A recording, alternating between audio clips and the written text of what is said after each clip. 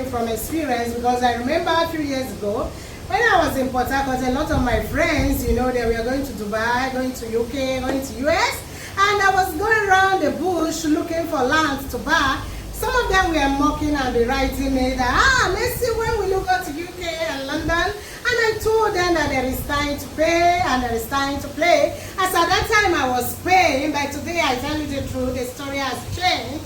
And I'm playing right now. I can go to anywhere with ease, without pressure, without tension, without struggle, because I've paid my dues.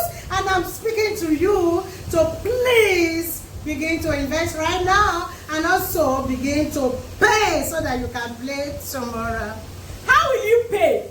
When you will say you should pay is by buying your new banana island that is selling currently at 6 million naira. So that by the time it will be 50 million tomorrow, you will be playing and you will be going everywhere. You don't hear Amba, nothing remain again. Sharply call us, we dey here. Our number is 09034296519. Or you come to our office, jejely. Now inside office we did talk to you like this. Located at number 181. Peter Odili Road, opposite Chicken Republic at Benjamin Plaza, here in Rivers State, Port Harcourt, Nigeria.